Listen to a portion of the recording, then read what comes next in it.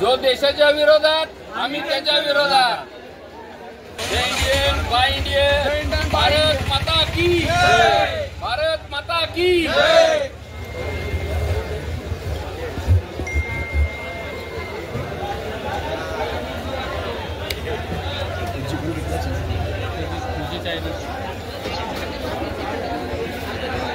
आता काय झालंय की टर्कीने पाकिस्तानला पाठिंबा दिलाय आणि तो देशविरोधी कारवायांना पाकिस्तानला जो आपला सपोर्ट करतोय त्याच्या विरोधात आपण महाराष्ट्रातल्या व्यापाऱ्यांनी म्हणजे हा trend be Indian buy Indian आणि बॅन टर्की हा ट्रेंड निघाला दिल्लीतनं आणि त्याला सपोर्ट म्हणून पुण्यातल्या व्यापाऱ्यांनी सुद्धा हे केलंय की टर्कीचं सफरचंद खरेदी करायचं नाही आणि काय नाही। मग देश सेवेसाठी आपला खारीचा वाटा म्हणून आम्ही टर्कीचे ॲपल विकायचे नाही असं होलसेलरांनी ठरवलेलं आहे आणि इम्पोर्ट लोकांनी सुद्धा ठरवलंय की मागवायचं नाही। साधारण तुर्कीला आठवड्याला म्हणजे जरी 100 CR प्लस त्यांना लॉस होणार आहे। असं एक जर 2-3 महिने जरी धरलं तर 1000 CR प्लस हा तुर्कीला नुकसान होणार आहे आणि जे देशाच्या विरोधात आम्ही त्यांच्या विरोधात तुर्की ॲपल आणि तुर्कीचे जेवढे आयटम आहेत त्याच्यावर सगळ्यावरती आम्ही बॅन घालणार।